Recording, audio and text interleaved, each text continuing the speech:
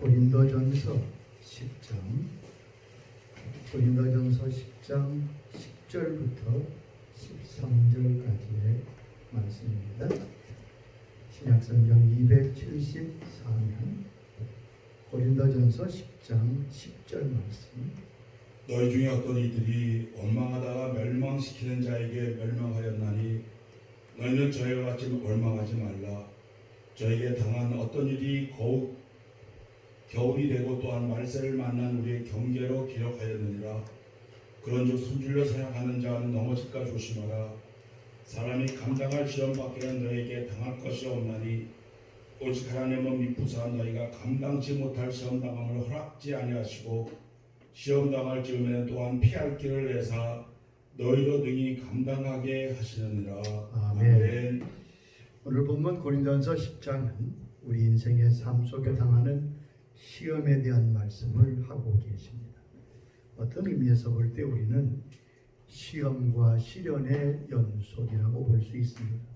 학생들만 시험을 치르는 게 아니라 우리 인생 자체가 시험의 연속입니다. 이스라엘 백성이 430년 만에 애굽에서 자유를 얻습니다. 기적적인 은혜로 홍해를 육지처럼 건너고 가나안을 향하여 나아갈 때 40년간 광야를 지나야 했습니다. 광야와 사막에서 40년간 지내면서 온갖 시련과 시험을 만납니다. 오늘 본문 고린도전서 10장에 보면 모세는 이스라엘 백성이 홍해를 건넌 것을 세례를 받은 것으로 말씀하고 있습니다. 2절 3절 보면 구름 속에서 다 세례를 받았다. 그러니까 출애굽과 광야 생활과 가나안을 우리의 신앙 여정으로 빗대어 설명하고 있음을 알 수 있습니다. 스데반은 사도행전 7장 38절에 광야 생활을 광야 교회라고 말씀하고 계심을 알 수 있습니다. 우리가 걷는 이 인생은 광야 길은 광야 교회의 과정인 것을 알 수 있습니다. 그러면서 11절에 보면 그들에게 당한 이런 일이 본보기가 되고 말세를 만난 우리를 깨우치기 위해 기록했다. 개역성경에 보면 우리의 거울이 된다고 말씀하시는 것을 알 수 있습니다. 거울은 자신을 보는 거지요. 그들은 때로 넘어지고 때로 여러 가지 일을 감당하며 광야길을 걸었습니다. 우리도 여전히 수많은 시련과 역경을 감당하며 이 나그네 행인 광야길을 걷고 있습니다. 시대가 달라지고 환경이 달라지고 모든 부분이 달라져도 광야길을 걸었던 모습은 저들이나 우리나 대동소이함을 알 수 있습니다. 저들이 당했던 여러 가지 시험과 역경이 동일하게 오늘도 우리에게 있습니다. 자, 우리는 이스라엘 역사와 그들이 걸었던 광야길의 발자취를 삼아서 이 광야교회를 어떻게 잘 통과할 수 있는가 하는 것을 말씀을 통해 우리는 배워야 할 것입니다. 자, 오늘 말씀 속에서 우리는 다음과 같은 진리를 깨닫게 됩니다. 첫째는 언제나 시험은 있다는 것입니다. 광야길에는 수많은 시험과 시련이 있습니다. 누구에게나 시험은 있습니다.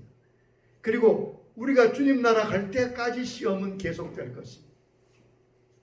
그러므로 우리가 당하는 시험과 시련에 대한 성경적 이해가 무엇보다도 중요합니다.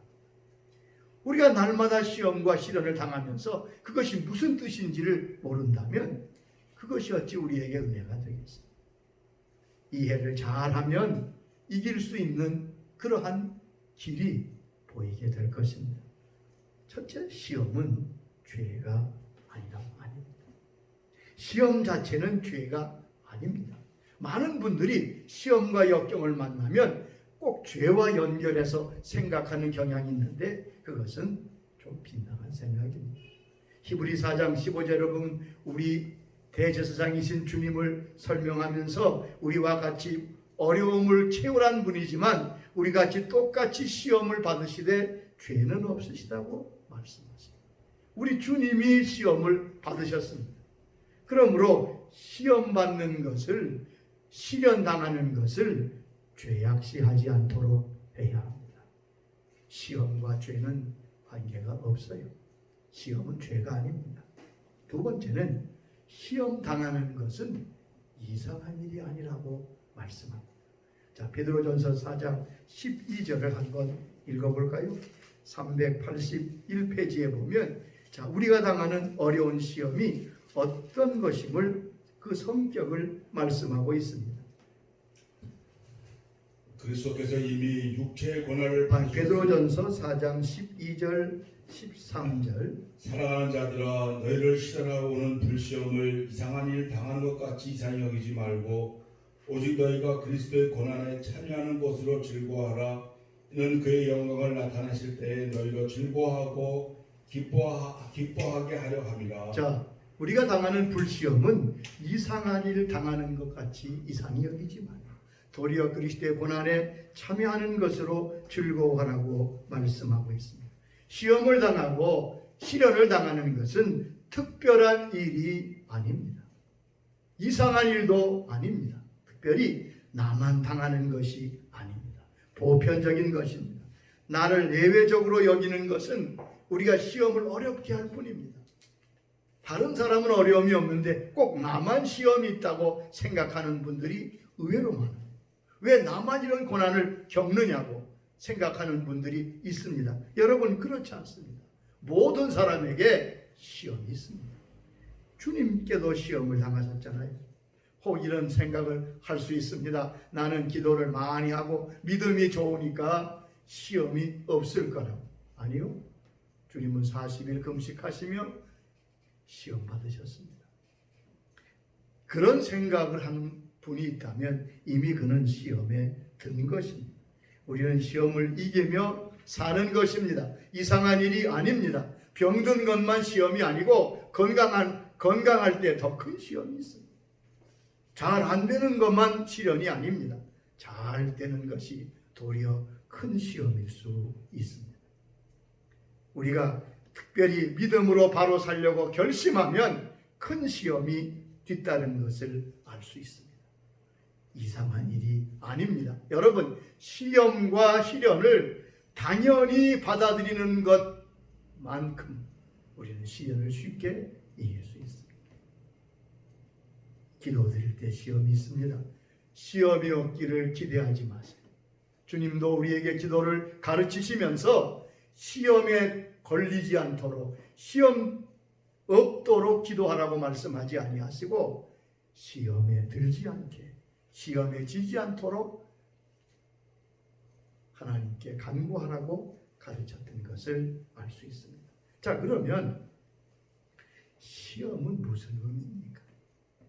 이렇게 시험이 있고 우리의 평생의 시련이 있다면 내게 오는 그 모든 시련과 시험의 의미를 바로 아는 것이 중요하지 않겠습니까? 주님이 아무 이유 없이 우리에게 시련과 시험을 당하게 하지는 않을 것입니다. 시험은 우리의 영적 성장에 꼭 필요합니다. 여러분, 진급은 시험을 통해서만 할 수 있잖아요. 시험 속에 하나님의 뜻이 있습니다. 하나님은 시험과 시련을 통해서 우리들을 보다 소중한 하나님의 사람으로 만들어가고 계십니다. 첫째, 시련은 내가 나를 알아가는 과정인 것입니다. 그래서 귀한 거예요. 사람은 자기를 잘 모릅니다. 내가 어떤 존재인지 잘 모릅니다. 특별히 내 믿음이 얼마나 되는지, 내 믿음이 어느 정도인지 잘 못 아는 경우가 많습니다. 그래서 시련과 시험을 통해서, 역경을 통해서 그 자신의 참 모습이 드러나게 됩니다. 내 믿음이 진짜인지, 내 믿음의 크기가 어떤지 시련을 당해보면 압니다. 베드로는 얼마나 주님을 사랑했습니까? 그 자타가 공인하는 수제자 아니에요. 근데 주님께서 이렇게 말씀하세요. 내가 오늘 밤 나를 닭을 전에 3번이나 부인하리라. 여러분, 이건 황당한 말씀 같잖아요.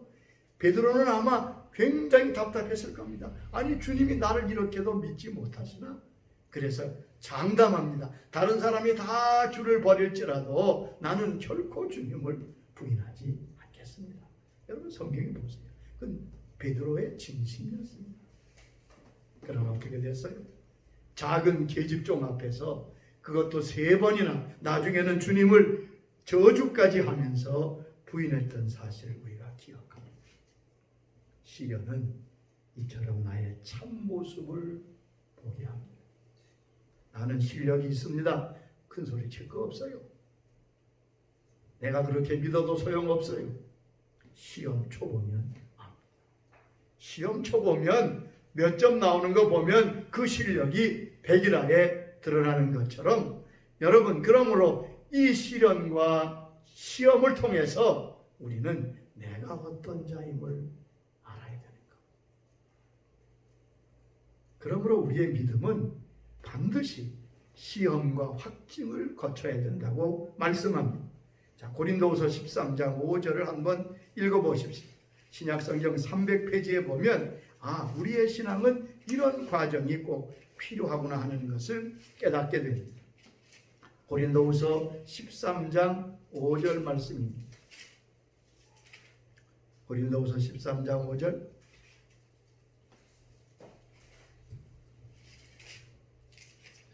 너희는 믿음 안에 있는가? 너희 자신을 시험하고 너희 자신을 확증하라. 예수 그리스도께서 너희 안에 계신 것을 너희가 스스로 알지 못하느냐? 그렇지 않으면 너희는 버림받은 자입니다. 자, 너희 믿음은 그냥 내가 믿는다고 생각할 것이 아니라 자신을 시험하고 자신을 확증하라고 말씀합니다. 근데 그 믿음을 확증하고 시험하는 것이 바로 시련인 겁니다. 시험과 시련은 나의 믿음의 실상을 드러냅니다. 또 하나는 하나님이 이 시련과 시험을 통해서 내가 하나님을 사랑하는 여부를 나타내신다는 사실을 우리는 성경에서 볼 수 있습니다. 신명기 13장 2절 3절 보면 너는 그 선지자나 꿈꾸는 자의 말을 청종하지 말라.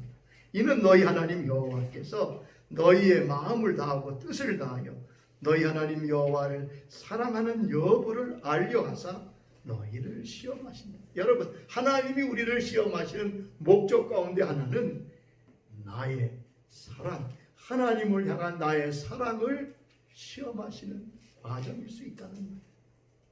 창세기 22장에 우리가 아는 유명한 사건이 있지.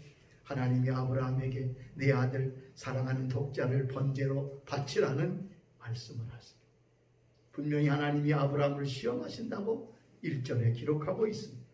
자, 아브라함은 그 말씀에 순종해서 사흘길을 가 모리아산에 이삭을 바칩니다. 칼을 빼들고 이삭을 찌르려 할 때 주님께서 창세기 22장 12절 보면 내가 이제야 네가 하나님을 경외하는 줄을 아노라. 아브라함은 하나님에 대한 사랑을 그 시련과 사건을 통해서 확증하셨던 것을 볼 수 있습니다. 인정을 받은 것. 그러므로 여러분, 시련이 굉장히 귀합니다. 시련과 역경이 없었다면 내가 누군지 잘 모르는 거예요. 나를 바로 평가할 수가 없는 것. 또 한편 시험과 시련은 나를 가치 있고 쓸모 있는 하나님의 사람으로 만드는 과정이라는 사실을 우리는 이해해야 합니다. 정금은 불로 재련된 과정의 정도를 따라서 가치가 달라지죠. 여러분, 14K, 18K, 24K 같은 금입니다. 똑같은 금입니다. 같은 광산에서 캐낸 광석에서 뽑아낸 금입니다. 그 질이 똑같습니다. 그런데 왜 값의 차이가 있고 또한 가치의 차이가 있습니까? 같은 금광에서 캐어낸 돌인데 가치가 달라지는 것은 얼마나 불순물을 더 많이 제거합니다. 얼마나 불의 재련 과정을 더 겪었느냐에 따라서 귀한 금이 되고 가치가 떨어지는 금이 되는 것이죠. 이것은 우리의 신앙 세계와도 똑같습니다. 우린 다 죄인입니다. 모든 사람이 다 죄인입니다. 다른 사람은 없습니다. 다 죄인이라고 성경은 선언했습니다. 나은 사람이 있느냐? 아니요. 하나님 보실 때 아무도 없습니다. 그런데 그 가운데 가치 있는 사람이 되는 것은 바로 연단과 시련을 통하여 정금처럼 재련되는 과정을 겪기 때문에 그렇습니다. 아멘. 여러분, 금광에서 캔 금광석을 그대로 쓰지 못합니다. 하나님은 죄인을 쓰실 수가 없습니다. 아멘. 그러므로 우리를 시험하시고 단련하시고 연단하십니다. 모세는 40년간 광야에서 연단된 후에 하나님의 사람이 되었습니다. 여러분, 연단과 시련을 피하지 마세요. 그러면 우리의 일생, 우리의 생애는 가치 없는 인생이 될 것입니다. 시시한 인생이 되는 건 바로 거기서요. 우리가 하나님 주신 시련과 역경을 믿음으로 잘 극복하고 기쁨으로 감당할 때 우리의 가치는, 우리의 귀한 인생의 가치는 달라지게 되는 겁니다. 그러기 위해서 주님께서 시련을 주십니다. 그러므로 시련에는 뭐가 따르느냐? 미래의 은총과 약속이 있습니다. 여러분, 시련만 있지 않아요. 역경만 있는 게 아니에요. 거긴 반드시 하나님의 약속과 미래의 은총이 있습니다. 야고보서 1장 12절을 보십시다. 370페이지.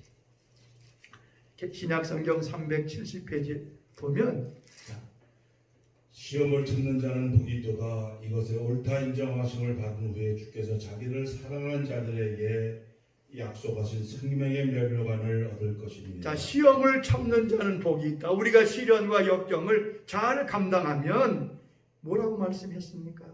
하나님께서 그에게 생명의 면류관을 주신다. 면류관은 왕이 쓰는 겁니다. 면류관은 승리자가 얻는 것입니다. 명예와 존경의 표시입니다. 승리의 표시입니다. 이 말은 무슨 말입니까? 너희가 시련과 역경을 잘 극복하고 하나님께 인정받으면 너는 하나님이 그를 영화롭게 한다는 말입니다. 면류관을 그에게 씌운다는 말입니다. 면류관은 그냥 오지 않습니다. 시험과 시련을 극복하고 감당할 때 오는 것입니다. 아브라함이 믿음으로 시련을 잘 통과한 후에 믿음의 조상이라고 하는 면류관을 그는 받았습니다. 그리고 믿음과 시련을 견뎌내는 사람은 하나님께 옳다고 인정하심을 받는다고 말씀했습니다. 1장 12절의 개역성경을 보면 시험을 참는 자는 복이 있도다. 이것에 옳다 인정함을 받은 사람, 옳다 인정함을 받았다는 도키모스라는 단어는 입증되었다는 걸 말합니다. 입증되었다. 여러분의 신앙이 하나님 앞에 이 시련 통해서 입증되시기를 바랍니다. 그때 놀라운 총이 있는 것. 또 하나, 하나님이 우리에게 시련과 연단을 주시는 목적은 우리를 낮추어서 겸손한 사람이 되게 하는데 그 목적이 있습니다.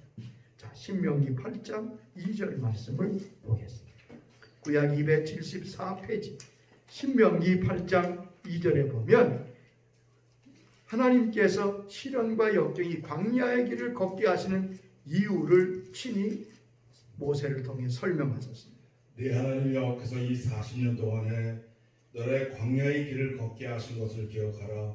이는 너를 낮추시며 너를 시험하사 내 마음이 어떠한지 그 명령을 지키는지 아니 지키는지 알려 하시니라. 자, 여기 보면 광야 길을 걷게 하셨습니다. 광야는 고난의 길이잖아요.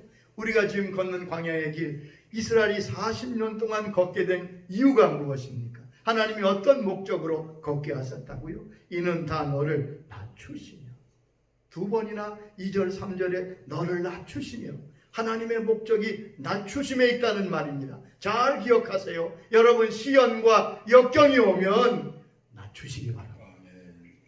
마음을 낮추시기 바랍니다. 그러면 쉽게 그 시련을 이길 수 있습니다. 이게 아주 중요한 지혜예요. 왜? 하나님이 광야를 걷게 하신 것이 그를 낮추시기 위한 것입니다. 여러분, 하나님 앞에 겸손해진다는 게 이렇게 귀한 것입니다. 하나님은 겸손한 자에게 은혜를 주십니다. 겸손한 자에게 하나님이 동행하십니다. 겸손한 자와 함께 거하신다고 이사야 57장에 말씀하셨습니다. 그러므로 우리가 여기서 지혜를 배워. 시련과 역경이 오면 하나님 앞에 납작 엎드리시기 바랍니다. 아멘. 그러면 왜 이렇게 낮추시는 것이 필요합니까? 하나님이 무슨 낮추시는데 목적이 계시잖아요. 자, 16절에 나옵니다. 8장 16절에 보면 하나님이 왜 광야를 통해 저들을 낮추셨는가를 16절에서 볼 수 있습니다. 내 열조도 알지 못하던 만나를 광야에서 내게 먹이셨나니 이는 다 너를 낮추시며 너를 시험하사 마침내 내게 복을 주려 하심이었느니라. 너를 낮추셔서 마침내 내게 복을 주려 하심이었느니라. 아멘. 여러분, 낮추시는데 주의 목적이 있는 게 아니에요. 낮아져야 하나님이 예비하신 복을 받을 수 있기 때문에 마침내 내게 복을 주려 하심이었느니라. 여러분, 그러므로 우리가 당하는 시련과 역경은 우리가 겸손해져서 하나님이 주시는 은혜와 복을 받을 그릇을 준비하는 과정인 것을 기억하시기 바랍니다. 하나님이 아무에게나 그의 귀한 복을 부으실 수가 없는 거예요. 아브라함이, 하나님의 귀한 복을 받은 사람은 그냥 받은 사람이 아무도 없어요. 첫째는 낮아지고 겸손하게 되어 그 겸손한 깨끗한 그릇 위에 하나님이 그의 복을 붓는 것입니다. 그러므로 우리가 시련과 역경을 당할 때 이 하나님의 목적을 바로 아는 것 얼마나 중요한지. 이것이 내가 하나님께 하나님 주시는 축복을 받는 과정 가운데 있구나. 죽이려는 게 아니에요. 과정 가운데 있어요.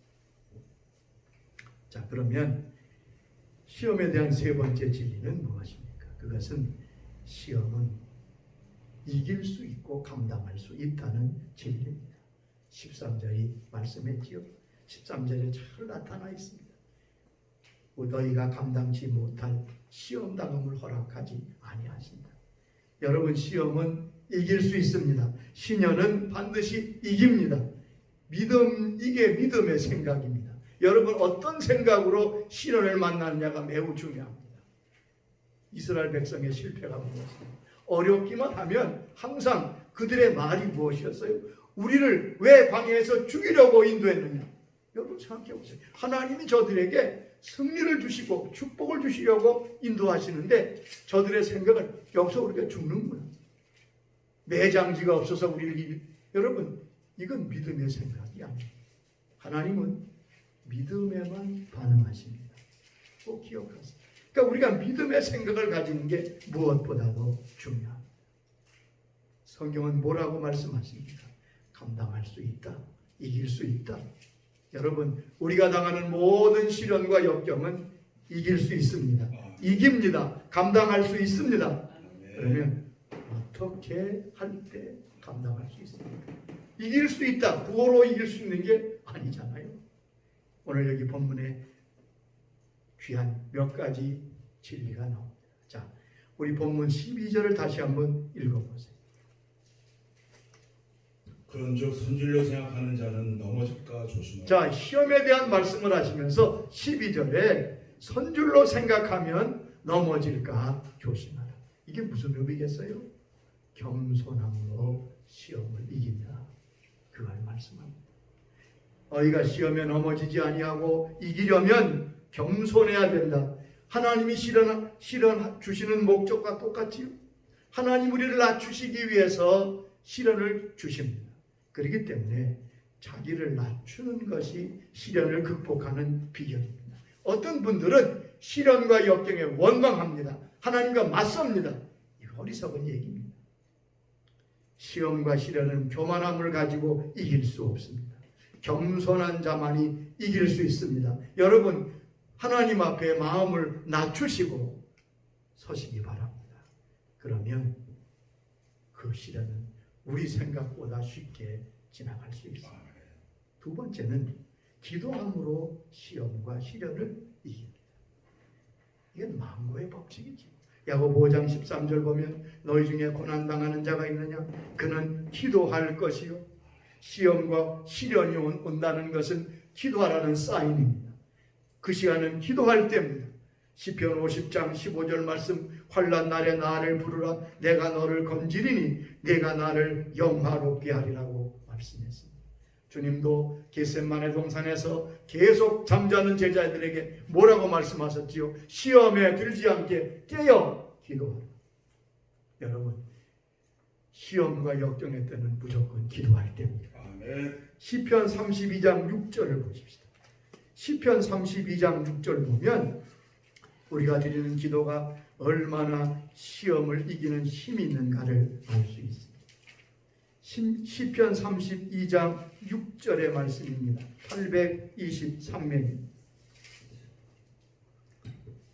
이로 인하여 무릇 경건한 자는 주를 만날 기회를 타서 주께 기도할지라 진실로 홍수가 폭언할지라도 저에게 미치지 못하리이다. 자, 홍수같이 시험이 몰려요.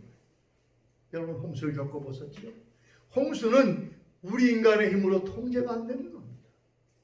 불이 나면 끄면 되지만 이 홍수는요, 모든 걸 다 쓸어가 버려요. 그런데 시험이 홍수처럼 몰려옵니다. 우리는 어떻게 해야 됩니까? 그러므로 주를 무릇 경건한 자는 주를 만날 기회를 타서 주께 기도할지라 진실로 홍수가 범람할지라도 저에게 미치지 못하리라. 홍수 같은 시험이라도, 홍수 같은 어려움과 역경이라도 기도하는 사람은 이긴다는 말씀, 이긴다는 약속 아니에요. 자, 그러면 기도에 대해 회의를 가지신 분들은 이렇게, 기도한다고 어떻게 그 큰 어려움을 이기나? 기도한다고 이 어려운 큰 시련을 이길 수 있나요? 저는 지난 목회 생활에 정말로 이 말씀이 얼마나 진리인 것을 도저히 감당할 수 없을 것 같은 일들을 하나님께 기도하고 기다릴 때 역사하는 걸 볼 수 있어요. 자, 그런데 우리가 기도하는 게 얼마나 놀라운 능력이 있고 축복인가 하는 것을 말씀하신 구절이 있습니다. 구약성경 신명기 4장 7절입니다. 구약 266페이지. 왜 우리가 그렇게 고난당하면 기도해야 됩니까? 신명기 4장 7절에 정확한 그 해답이 나와 있습니다. 266페이지 다 같이 펴서 한번 읽어보시기 바랍니다. 신명기 4장 7절. 우리 하나님 여호와께서 우리가 그에게 기도할 때마다 우리에게 가까이 하신 것 같이 그 신에 가까이 함을 얻은 나라가 어디 있느냐. 저 보세요. 우리가 기도할 때 무슨 역사가 일어납니까? 우리가 기도하면 하나님께서 우리에게 오시기 시작합니다. 여호와께서 우리가 그에게 기도할 때마다 우리에게 가까이 오십니다. 우리의 큰 문제는 우리보다 더 큰 능력 가진 분이 도우면 쉽습니다. 나이가 어려운 거지. 근데 여기 놀랍게도 우리가 하나님 앞에 기도하면 하나님께서 우리에게 가까이 오시는 거예요. 어떠냐 얘가. 왜 그러냐. 보세요 여러분. 여러분, 하나님이 가까이 오신다는 뜻이 뭐겠어요? 하나님이 여기 오신다는 뜻이 무엇입니까? 자, 내가 있는 곳에 대통령이 와요. 그러면 그게 무슨 뜻인 줄 압니까? 대통령이 개인으로 오는 게 아니에요. 나라의 모든 권력이 거기 오는 거예요. 그러면 대통령이 있는 곳에는 모든 권력이 마찬가지로 우주의 주인인 하나님이 우리 가운데 계시다, 우리 가운데 오신다는 말은 우주의 모든 권력과 능력이 우리에게 온다는 겁니다. 그런데 무엇을 통해 온다고요? 기도할 때마다. 그러므로 여러분, 기도하지 않는 사람은 참 손해보는 사람이에요. 하나님이 오실 수 있는 기회가 주어졌는데 기껏 전하고 사람이나 만나고, 여러분 이게 얼마나 어리석어요. 여러분, 그렇기 때문에 우리가 기도함으로 시험을 이깁니다. 기도함으로 시련을 이깁니다. 왜요? 기도할 때 주께서 오시기 때문에, 우리에게 가까이 오시기 때문에. 왜 오시겠습니까?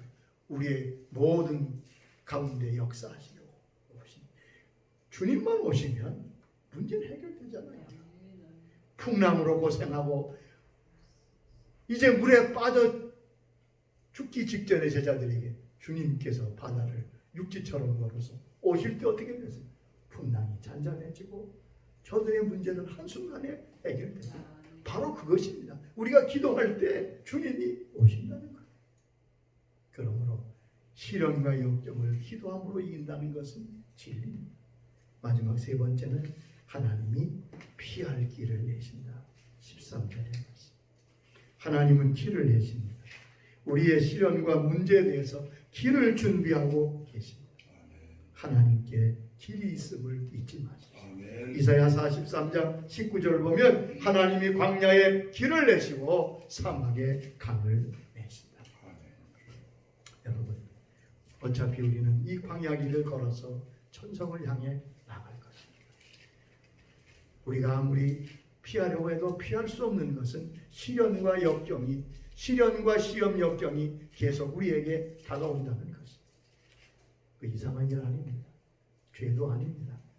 그것이 우리에게 마침내 복을 주시려는 주님의 은총의 기회임을 깨닫고 어느 분이 말했던가요? 시련은 변장된 축복이다.